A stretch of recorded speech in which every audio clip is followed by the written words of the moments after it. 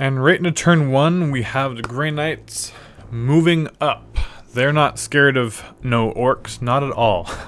Well, if I had Dread Knights, I don't think I'd be scared of anything either.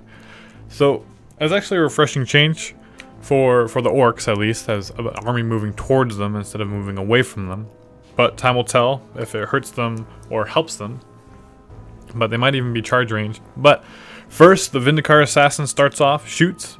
Of course, he hits on a 2+, so he rarely ever misses. And hits the side armor, and that's 4d6 penetration.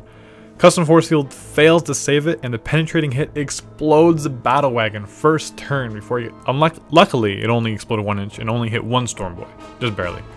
And they had failed to wound the Storm Boy, but inside, killed a handful of orcs. And now all the Shooter Boys are in that crater out in the open. Dread Knights firing their super long flame templates. Only one hits a truck, but it doesn't manage to wound it. The auto cannons from the Venerable Dreadnought shoot. And one of them, because you fire from the cannon, one of them is in cover, so we rolled it separately. So I do have a cover save, but I only made one of them. Excuse me, so, no, I made both of them, so he only killed 2 with it. The Land Raider shoots into the Storm, or the Ludas as well, because he doesn't want that. He wants to get rid of the shock attack and force a leadership save, which he did. He killed a few more Ludas, but I did manage to survive. I made my leadership, didn't run off the board, which is very, very nice for me. I already lost that Battle Wagon. So, orcs moving up turn 1. Now, I have a decision to make because they moved up, and because I can move 12 and unload, and I can possibly assault this turn. And so, and I have to decide that before I shoot, because I have to unload in the movement phase. So, it was actually a really hard decision for me, but, you know, make the obvious moves, get the Shooter Boys out of the crater, towards them, and so they can shoot at something. Def roll a Battle Wagon, barely squeezes in. We said we'd allow it. And the Storm Boys, oh no! One of them dies. But they still get to move those 13 inches. Moving right up. And maybe a bit too much of a clump because of those flamers. But my boys decide to get out. They ain't afraid of no Dreadnoughts. Like, they ain't afraid of no ghosts either. And they're going to assault. It's a bit risky because the Dread Knights, I am only going to be able to assault them with 1 squad. But we'll see how it works out. The Ludas luckily get a full 30 shots. 3 shots each on that squad of 10. And to the Chimera, lots of penetrating hits. The glancing doesn't do anything. However, penetrating hit blows it up. Blows up 6 inches. So it actually manages to scrape some of the boys that were going to assault it if it didn't manage to blow up. Oh, excuse me. So no boys hurt. The Dread Knight isn't hurt. And inside, actually hurt quite a few of those Deathcall Assassins, and a few die. So that's good news for me. And ooh, new craters from our co-op students. They look so pretty. And the Deathcall Assassins get it wisely. Dan, he deploys them back. And so I will not be able to assault them this turn with the orcs that wanted to. The big shooters from the trucks though shoot into them. Don't manage the killing of them. But all the pistols from the boys. That's another story. I have awesome pistols.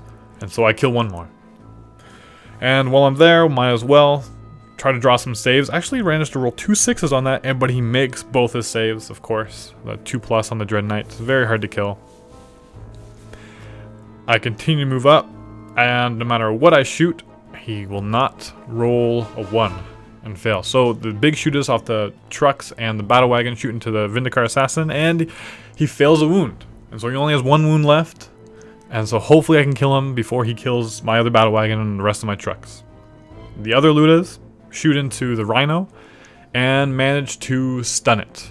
But because of his awesomeness as a Grey Knight, he might be able to negate it next turn. We'll have to see.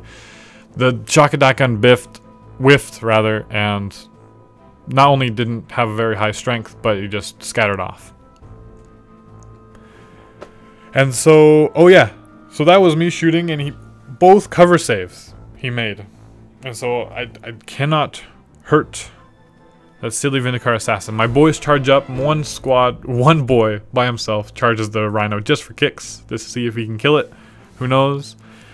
The Dread Knight attacks first because he has way higher initiative and kills 4 boys because he can re-roll on the hit and to wound. All my boys have a return volley of swords and axes, but manage to do nothing.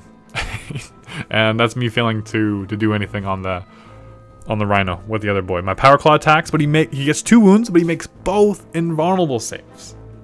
I fail my leadership. I roll my boss pull. I fail leadership again. We roll off against initiative, and that whole squad is dead without even scratching the Dread Knight. So, turn 1 is done. Orcs have moved up.